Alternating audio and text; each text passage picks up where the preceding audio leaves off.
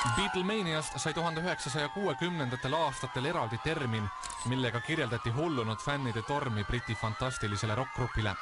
Midagi analoogset nägid täna inimesed Viru keskuses, kui tuhatkond teismelist tüdrukut trügis laseringi plaadikaupluse värava taga, et pääseda kohtumisele kaksikutest koosneva Iiri popduoga Jedward. I'm John, I'm Edward, together we are Jedward! Õhetav vale erutusest värisevad käed, rõõmupisarad, seda kõike võis fännide kohtumiselt Johni ja Edwardiga, kes said kuulsaks telesaates X Factor näha uuesti ja uuesti. Ja ega eile Kanal 2 sünnipäevapeol esinenud poisid end tagasi hoidnud. Kallistusi jagus kõigile, kes haarde ulatusse jõudsid. Paraku jäi see osa fännidest, kes 1,5 tundi kestnud autogrammisessioonil löögile pääses, palju väiksemaks kui hulk, kelle osaks jäi kõrvulukustav kiljumine plaadipoja värava taga.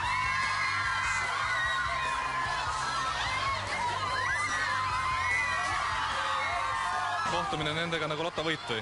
Jaa. Kui palju varem sa valmis tulid, et nii ruttu löögile saada? Tund aega. Tasus ootamist? Jaa. Miks nad meeldivad sulle? Ma ei tea, nad on nii ägedad. Musa või kutid ise või? Nad ise. Nende soengud. Dara.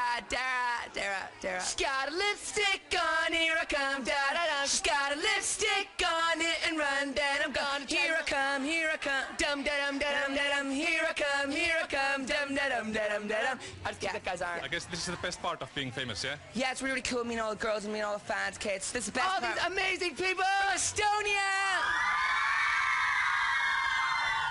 Guys, okay, it's real cool because this is our first time here, and it's so cool. It's crazy. There's thousands of fans, so many fans out there, fans outside the store, and we're so excited about meeting all the fans. It's really, really great to be here in Estonia. And guess what? We're coming back here next year on our victory tour, which will be next January. Nice. Do you sleep hair like this? Yeah, last night I did my hair before I went to bed, and it's still standing. I did my hair this morning.